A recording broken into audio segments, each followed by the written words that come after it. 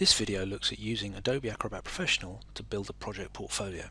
And in this video, we're going to explore how to use Adobe Acrobat Professional to assemble a range of sources into a single document that we can distribute to others.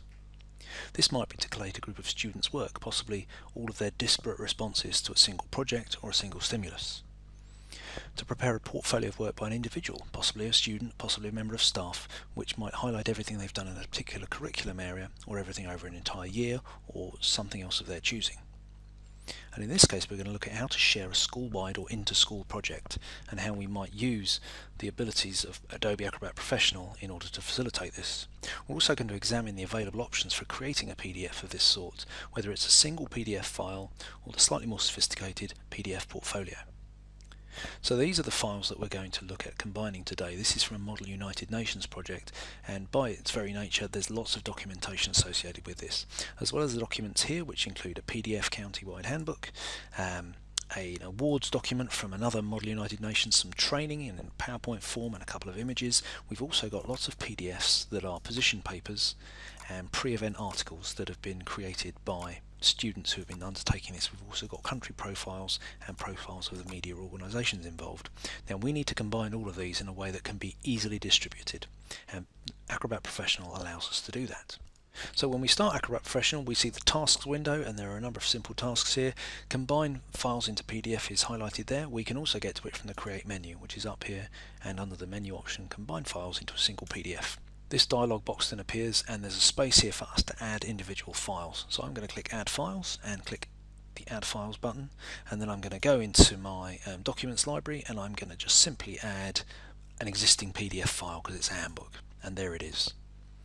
This tells me there's 56 pages inside of it, and I can click on the plus sign to expand those. And if, for example, there's a couple of pages in there I didn't need or I didn't want, I could remove that page from there. So I can dive into the document and remove some pages from that just to make it smaller, and then scroll up the top again, and it's now down to 52 pages. I can also add an entire folder. So if I go into my documents and look in my professional projects, which is where I've got it, in the Combine project, and then I go into, say, the papers and articles. Now these are the papers and articles written by media organisations and individual countries, but I'm just going to select that folder, click OK, and it will go through and add in every single PDF, every single file that's in there. It tells me how many pages are in each one. Again, I can expand them and remove pages if I want to. I can also change the order of them. I can drag them around. They're in alphabetical order by default, but I can change them if I want to. And I can preview what the document will look like. So that's fairly simple. I can also, if I go to my folders in Windows Explorer, I can start to do things like I can just drag images in. I can drag files in, and they will appear inside the PDF. Now if I drag in a PowerPoint, what's going to happen is it's going to sit in there like this, and it's going to show me that there are 15 slides. And I can, again, as I could with PDF files, I can remove some of those slides if I want to. I can also, when I've expanded the view of that, I can drag that in there. So I can take the image and place it within the PowerPoint file. And when I click Combine Files, what it's going to do, it's going to very quickly take all the PDFs and put them together. Any PowerPoints, it's going to go away and print to a PDF and then incorporate that into this PDF file. What we're going to get when that's done is we're going to get a linear PDF file. The order that we have here is the order that the pages are going to be in. And if I look at the pages, you can see there's my first one, there's my second page, and it goes all the way down to, well, you can see from up here we have 121 pages in this document, and it's a linear document. There are bookmarks in there because what it's done is it's taken all the bookmarks from all the PDFs and all the Office files, and it's made them into something that is fairly useful for getting around the document. It's very, very useful if you've got a long document and have bookmarks, but it is a linear document.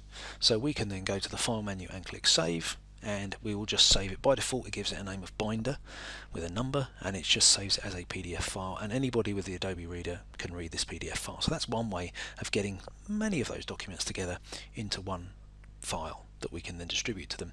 It's not that navigable. It's quite difficult maybe to pick your way through and find things. The bookmarks maybe are a bit over the top because it's bookmarked everything, and the pages, you can't really see much from there. It's quite hard maybe to get a grip on what's going on.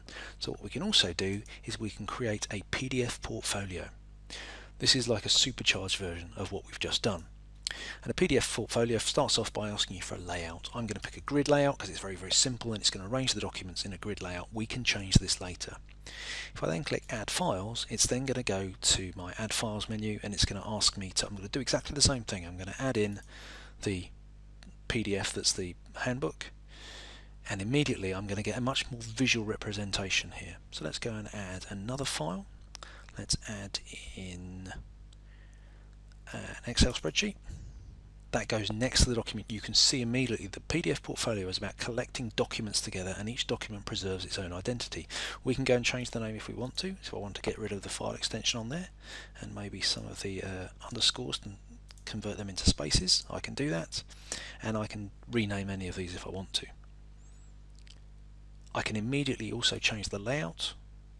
So I get a free-form layout where things look like they're scattered on a desk, and there's a little bit more interaction in there. I can also do something like I can add a folder. Now a folder, if you go back to the documents I had here, I have this folder of documents here. Now if I added those in the previous way of doing this, all of those documents would get added individually, just one after the other, and they would lose their kind of identity as being in a folder. When I do this within a portfolio, if I go and find those documents, and let's go to Papers and Articles, and I'm just going to add that folder. What happens is that the Papers and Articles folder comes in its own right. And when I double click on it, there are two folders within there. And when I double click on one of those folders, I see all of the PDFs within that folder, so it retains that structure. Very useful if you've got a logical structure to your documents already. And again, what I can do is I can go back and click on Grid, and everything is reorganized into the grid format. Now this is okay, and you can see how this is going to work. I can keep adding documents, I can keep adding folders, but it looks fairly maybe uninspiring, doesn't really feel unique to what I'm doing, either to my school or to the project. But what I can do is I can immediately start to add things. First of all, this comes from the fact I'm using a visual theme that is modern. I can go to Tech Office, which is a bit more wooden, Spring, which is much more blue, and you can see there's a different sort of set there. But if I just go back to modern, I can change this and change the background image, choose a new image, and I've got an image that is suitable for this. So I click open, immediately gives it a bit more character, and I can change how it's scaled so it doesn't show a border. There we go. And I can also, if this was a normal photograph with people in it and they were recognizable, I could blur the image. This is already blurred because of the focus on the image, so it's not really a problem. Up here at the top, I've also got the ability to add some text, and I might say, so Model United Nations, or what I can also do is I can, let's just click out of here, I can also add an image, and I've got a logo here for my Model United Nations, and I can drag that out,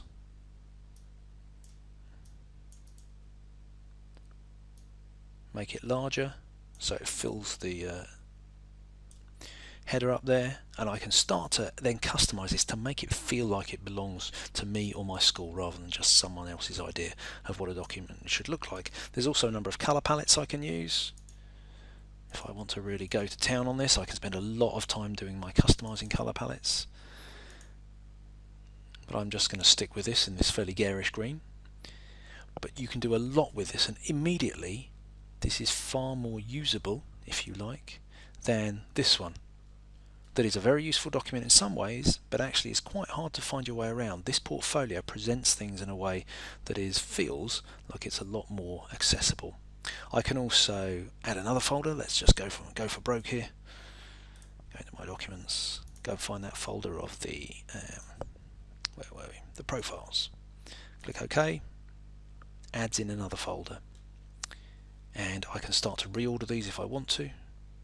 I can change the order. I can put these profiles up much nearer the front, and the other maybe documents I got from somewhere else. Let's just add a PowerPoint in there. So any of these are visible, and anybody who downloads this PDF, if I give it to them either online or on a memory stick or on another kind of physical media, can open this, and they will immediately be able to browse through this portfolio as I have set it out, and then go and open a document and open it in Acrobat Reader like they normally would. But it preserves that within the context of this wider portfolio of evidence. So in this video we've looked at how to use Adobe Acrobat Professional to assemble a range of sources into a single document, how we could use that to collate a group of students' work, to prepare a portfolio of work by just one person, which might come from all sorts of different sources from their career in a school, and in what we've looked at here is to share a school-wide or inter-school project, in this case a Model United Nations project. And we've also looked at the differences between a single PDF file or a PDF portfolio and what each of those affords. So hopefully that's useful to you and will give you some ideas for how you can create similar projects based around Adobe Acrobat Professional.